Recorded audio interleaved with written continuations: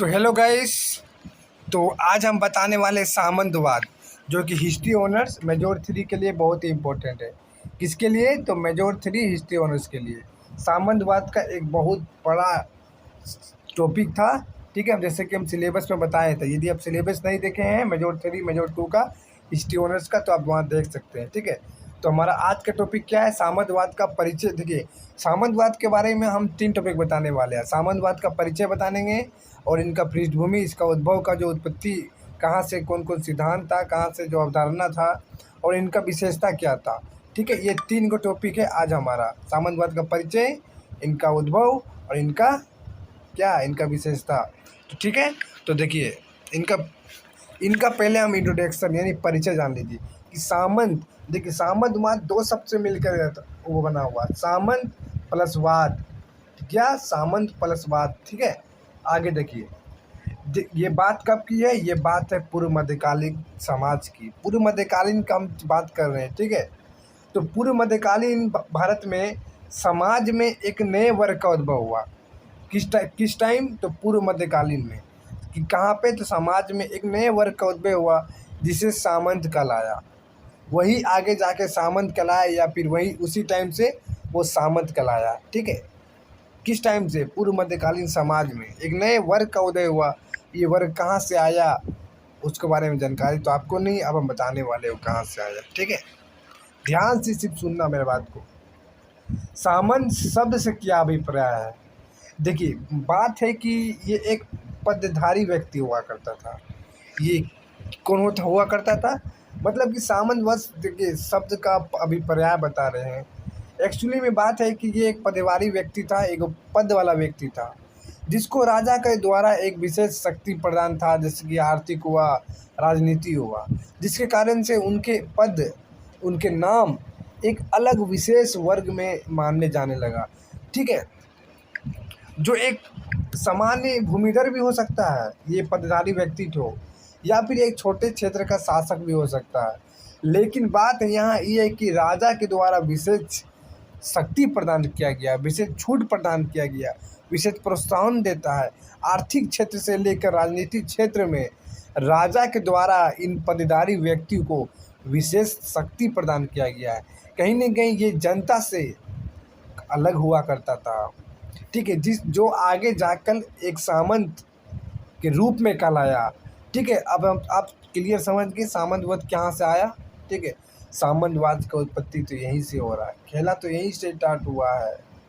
राजा के द्वारा इन लोगों को, किन लोगों को? जनता को, मतलब कोई भी। देखिए, यहाँ सामान्य भूमिधर भी हो सकता है, छोटे क्षेत्र का शासक भी हो सकता है, किसी को भी राजा के द्वारा विशेष पदधारी व्यक्ति बना दिया जाएगा और वही व्यक्ति आगे जाके राजनीति और आर्थिक में अपने हाथ को अपने पकड़ बनाएगा और धीरे धीरे राजा और उनके बीच घनिष्ठ संबंध होते जाएगा। ठीक है, और आगे जाके वो पदधारी व्यक्ति हुआ और समाज को बढ़ाने का काम करेगा।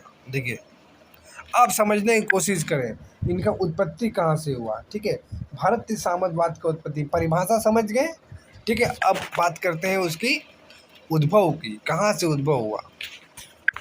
देखिए, बात है मौर्योत्तर काल का। बात कब का है? तो मौर्योत्तर काल का। ठीक है, मौर्य काल के बाद जिस काल वो आया है वो मौर्योत्तर काल है। ठीक है, बात कब का है? मौर्योत्तर काल में। एक्चुअली में हुआ क्या कि जो मौर्योत्तर काल में जो आक्रमणकारी थे, ठीक है, क्या? तो आक्रमणकारी वो जैसे कि शक हुआ, कुषाण हुआ, यही हम 2 को कर लेते हैं। आक्रमणकारी में शक और कुषाण क्या किया कि भारत आया। ठीक है, भारत तो आया जरूर, अब मारपीट हुआ, उठापटक हुआ, तो भारतीय लोग पराजित हो गए, मतलब पराजित हो गए, हार गया। भारत लोग हार गया, वो लोग जीत गया। अब वो लोग सोचा कि हम उसका देश में रहेंगे और वो उसको हम पराजित कर दिए, मार देंगे या फिर उसको भगा देंगे तो अच्छा बात नहीं है, यहाँ के लोग रूठ जाएंगे हमसे। तो उसने क्या किया कि उनका समूल नाश नहीं किया, उनको मारा पीटा नहीं, आराम से जीत गया। ठीक है, उनको क्या किया कि अपना अधीन क्षेत्र शासक घोषित किया गया। जोन क्षेत्र में वो जीता हुआ, जो जैसे कि हम किसी कोई गांव को लूटे, वहाँ पर हम विजित किए, उस प्रदेश को जीते, तो वहाँ के जो शासक था उनको मारे नहीं, उन क्षेत्र को हम नहीं लिए, लेकिन क्या किए कि वो जो वहाँ के जो वो गांव के जो मेन व्यक्ति थे, जो शासक थे, उनको हम अपने अधीन कर लिए, उनके क्षेत्र को भी नहीं लिए, नहीं ना उसको मारे, सिर्फ उनके क्षेत्र को, यानी कि जो क्षेत्र में शासन करता था उनको सिर्फ अपने अधीन किए कि अब तू मेरे अधीन है, हम जो बोलेंगे तुम वो करेगा, हम इतना पैसा ला के देना है तो तुमको देना है। ठीक है, यानी कि उस व्यक्ति को, उन शासक को अपने अधीन किए। ठीक है, इस तरह क्या हुआ, इस तरह राजा और उनके नीचे सामंत, सामंत वही है जिसको हम अधीनस्थ शासक बनाए, वही सामंत हुआ हमारा। तो उनको हम सामंत बनाए, तो इसी को सामंतवाद, यहीं से अवधारणा सामंतवाद का उदय हुआ। ठीक है, याद रखिएगा।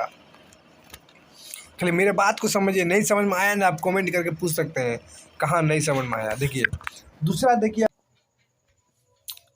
देखिए दूसरा जो सामंतवाद का जो उदय हुआ था, दूसरा का क्या कारण था, भूमि अनुदान पद्धति के क्रमिक विकास। इससे समझते हैं कि कैसे सामंतवाद का उदय हुआ। ठीक है, किससे, तो भूमि अनुदान के द्वारा कैसे सामंतवाद का उदय हुआ, अब हम इसको जानते हैं। ठीक है, जैसे कि देखिए क्या हुआ कि सातवाहन शासकों द्वारा बड़ी संख्या में, अधिक से अधिक मात्रा में ब्राह्मणों को भूमि अनुदान देकर, अनुदान दिया मतलब कि क्या हुआ कि ब्राह्मणों को भूमि अनुदान देने लगा। ठीक है, और देते देते क्या हुआ कि भूमि अनुदान तो दे रहा है, लेकिन क्या हुआ कि उसे प्रशासनिक अधिकारी भी और सैन्य अधिकारी भी, दोनों दोनों में उसको शक्ति प्रदान कर रहा है, किसे, ब्राह्मणों को। तो कहीं ना कहीं शासक और ब्राह्मणों के बीच कहीं ना कहीं तालमेल बनने लगा, कहीं ना कहीं नीचे और ऊपर यानी केंद्र का एक जो व्यवस्था है सामने आने लगा। ठीक है, कहीं ना कहीं जो राजनीति का विफल है आपको कि सातवाहन शासकों ने ब्राह्मणों को भूमि अनुदान दिया। ठीक है, भूमि अनुदान के साथ साथ उसे प्रशासनिक अधिकारी का शक्ति और सैन्य अधिकारी की शक्ति, ठीक है, इन दोनों शक्ति, प्रशासनिक भी और सैन्य अधिकारी भी दिया। ठीक है, किसको दिया, ब्राह्मणों को दिया। किसे दिया, ब्राह्मणों को। कौन दिया, तो सातवाहन शासकों ने। तो इसका परिणाम क्या निकला, इसका देखिए परिणाम क्या निकला। पहला परिणाम ये निकला कि जो वाणिज्य व्यापार का पतन जो हो रहा था वो और अधिक तीव्र गति पकड़ लिया। ठीक है, वाणिज्य व्यापार का पतन हो गया बहुत अधिक मात्रा में। और दूसरा क्या हुआ कि हर्षवर्धन के काल और उसके पश्चात राज्य के अधिकारियों को, ठीक है, राज्य के अधिकारियों को क्या हुआ कि वेतन तो नहीं दे रहा है, वेतन के बदले में अब भूमि अनुदान बढ़ गया। देखिए, अब देखिए मतलब कि अब कैसे स्टार्ट हुआ सातवाहन का वो समझिए, पूरा आपको एकदम माइंड में बिठा देते हैं। देखिए क्या हुआ कि जो सातवाहन शासक था वो ब्राह्मणों को भूमि दिया। ठीक है, ब्राह्मणों को भूमि अनुदान दिया। ठीक है, भूमि अनुदान दिया, पैसा नहीं दिया, मतलब पैसा के बदले भूमि अनुदान दिया। तो एक्चुअली में हुआ क्या कि जो जो भूमि दिया वहाँ पे क्या हुआ कि ब्राह्मणों का है और आगे में शासक का है। ठीक है, तो कहीं ना कहीं एक सामंत, एक किसके अंतर्गत, ब्राह्मण सामंत हुआ। किसका सामंत हुआ, तो शासक का हुआ। ठीक है, जो शासक उसे भूमि दिया। ठीक है, कहीं ना कहीं एक तरह से सामंतवाद का उदय हुआ। ठीक है, सामंतवाद का ये हो गया, ये तो दूसरा कारण था। ये जो हम बताएं आपको भूमि अनुदान की पद्धति के क्रमिक विकास, ये दूसरा कारण हुआ। अब देखिए तीसरा कारण में, देखिए क्या है, देखिए तीसरा कारण में क्या हुआ कि बाह्य आक्रमण के कारण। देखिए बाह्य आक्रमण के कारण, जो विदेशी जो आक्रमण किया था भारत में, उसके कारण भी कहीं ना कहीं सामंतवाद का उदय हुआ। अब कैसे हुआ आपको बताते हैं। जैसे कि देखिए एग्जाम्पल में, गुप्त काल में क्या हुआ कि हुनों का आक्रमण हुआ। गुप्त काल में क्या हुआ, हुनों का आक्रमण किया, भारत में आक्रमण किया। ठीक है, यहाँ पे पूरा एकीकृत साम्राज्य था। गुप्त काल तो पूरा केंद्रीकृत साम्राज्य था, लेकिन हुनों के आक्रमण के चलते क्या हुआ कि जो एकीकृत साम्राज्य था उसमें आघात हुआ। कहीं ना कहीं केंद्र सत्ता निर्बल पड़ा, कहीं ना कहीं केंद्र सत्ता बहुत कमज़ोर पड़ा। ठीक है, कमज़ोर पड़ा तो इससे क्या हुआ कि अब जो इसका कमज़ोर पड़ गया ये केंद्र सत्ता, इसका प्रभाव क्या पड़ा कि राजनीति एकता भी, अव्यवस्था कायम हो गया। कहीं ना कहीं सिस्टम थोड़ा सा बिगड़ गया। किसके कारण, हुनों के आक्रमण के कारण। ठीक है, तो क्या हुआ कि समाज में जो प्रभावशाली व्यक्ति था, कोई न कोई, देखिए आपके भी गांव में कहीं न कोई व्यक्ति ऐसा होगा जिसका समाज में अधिक प्रभावशाली होगा। ठीक है, यानी कि उसका पास या तो अधिक पैसा होगा जिसके कारण से वो समाज में मजबूत व्यक्ति होगा, या तो वो राजनीति से जुड़ा होगा।